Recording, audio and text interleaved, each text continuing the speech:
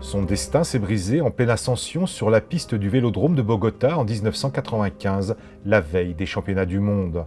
L'ancien pistard, membre de l'équipe de France, numéro 1 mondial du sprint à l'époque, chute lourdement. À 21 ans, il voit sa carrière de sportif de haut niveau brisée net.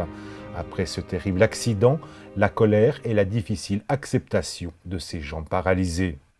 Le sportif de haut niveau dans son fauteuil roulant avait toujours ce goût d'inachevé. Et donc il m'a fallu des années avant de pouvoir, non pas l'effacer parce qu'il restera toujours là, mais l'estomper et lui mettre de la douceur et vivre avec, et arriver à vivre le quotidien plus aisément et de façon plus paisible.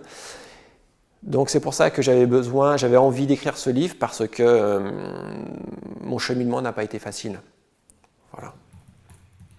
En 120 pages, le Savoyard raconte son enfance, sa passion du vélo, la privation de ses membres inférieurs et sa très lente reconstruction.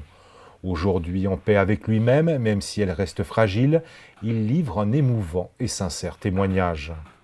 J'ai vécu une épreuve difficile, mais comme toute épreuve difficile dans la vie, dure ou moins dure, elles sont là pour être affrontées, surmontées. Il a fallu affronter des difficultés, donc quelque part c'était difficile pour pouvoir arriver au plus facile, arriver à trouver une paix et à trouver une certaine sérénité. Il fallait affronter ces difficultés.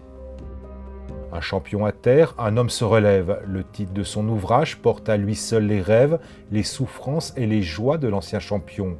Sur l'une de ses étagères, ses trophées et ses souvenirs, pour ne pas oublier.